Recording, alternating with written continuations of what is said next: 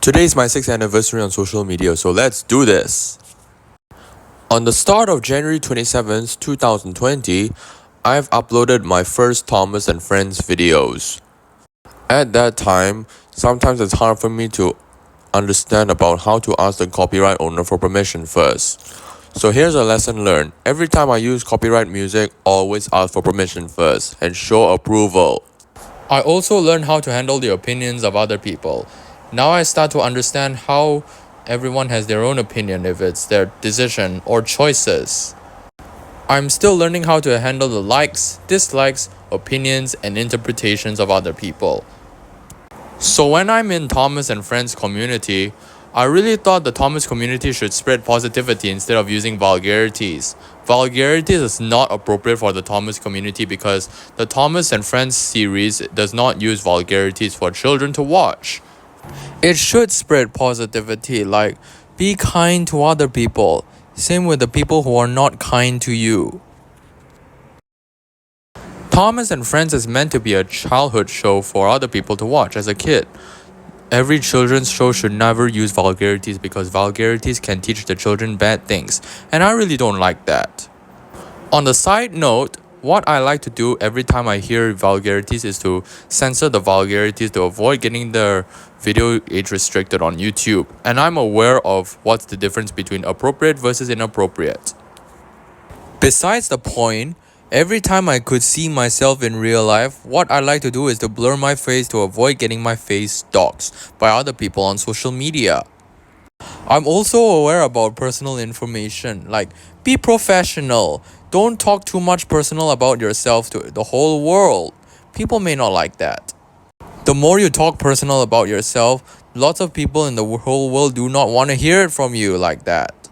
And don't be like those people who are show-offs.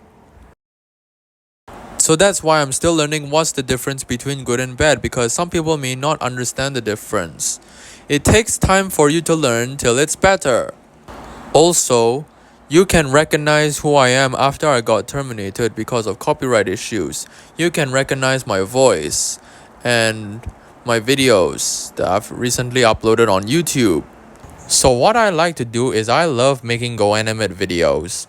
GoAnimate videos is where I like making grounded and ungrounded series. I don't do too much grounded and ungrounded series because I want to inspire Dharman Studios that helps people learn the right valuable life lesson. People think that grounded series is child abuse, but it's not. It's made for entertainment purposes for other people to do it on YouTube.